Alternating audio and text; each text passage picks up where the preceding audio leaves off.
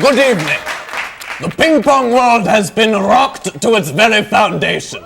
The fourth-ranked Russians, led by longtime coach Fedor Volkov, as well as St. Petersburg native and backspin phenom Zenya Grudgenik, have dismissed the veteran Swiss team at Atanasio Girardot Stadium in Medellin, Colombia last night.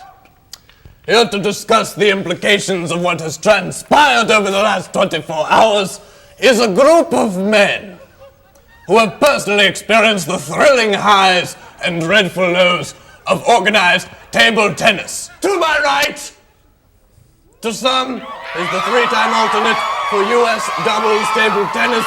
To others, he is the face of 1980s ping-pong activism. That's right, Herb Whippen, everybody. To his right, AM 1290, radio personality, the zebra, Jarvis Zevron. Ladies and gentlemen. With us this evening, to my left, the author of the critically acclaimed book, Solace in Sidespin, The Tubby Winter Story, Dr. Robert Box. Thank you for being here. Yes, and to his left, Providence Camels season ticket holder, Kattts Reagan. Now, gentlemen, based on what we've seen in this year's Pan Am Classic, is it safe to say that the Eastern European crown has been passed from the Latvians to the Russians? Herb, you're no stranger to international play. Why don't you start us off? Thank you, Dal. Well, simply put, the Latvian style has become dated. We're looking at a new era in tournament play heavily based around the Shang Lu approach. And we've seen time and again Coach Volkov and his staff successfully embrace and implement this strategy over the past few years. Now, I know there's a lot of people in the Zebras camp who would love to see aces and winners all day, but we need to come to an important realization here. Spin returns of the Far East origin have been dominant in 6 of the last 7 Pan Am championships, and that is a trend that shows no sign of decline for years to come. Zebra! I, of all people, don't want to fill this knucklehead up with, excuse me, with any more than he's already got, but in this case, I agree.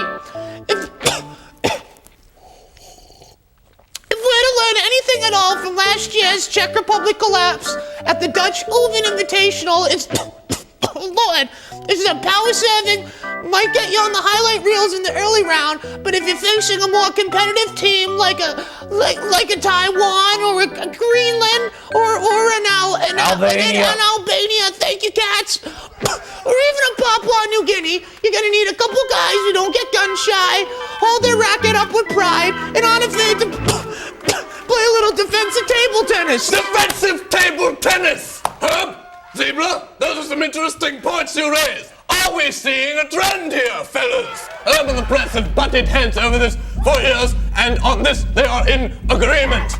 I just got off the phone with Ratzeldelio, and the buzz on the West Coast is the same. From Greece to Honolulu, Siberia to Madagascar, the sound remains the same. Power serving is out. St. Louis is in. Dr. Robert Bobs! You've done analysis on interconference play for over 15 years.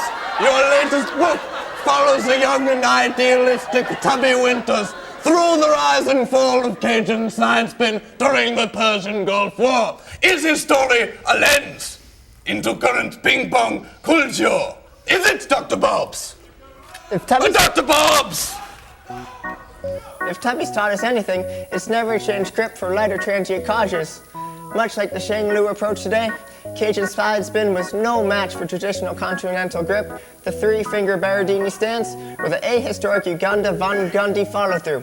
Gentlemen, it doesn't take a gift author to teach a water buffalo to tango, and it sure doesn't take another bout of helter-skelter racket tennis to teach us that conservatism prevails in big league play. Look at this guy. Bunch of 5th place ribbons and a gig as a local poster boy for some ping-pong redevelopment nonsense. I made more money in 1 year when I was a mascot for the Narragansett Dojos, the mice, than you made in the last 10 years of your career. Yeah, and yet he still managed to get them disqualified from the 94 Mazurka Bowl. Yellow balls, ring a bell, anybody? The refs had it out for me, and you know that.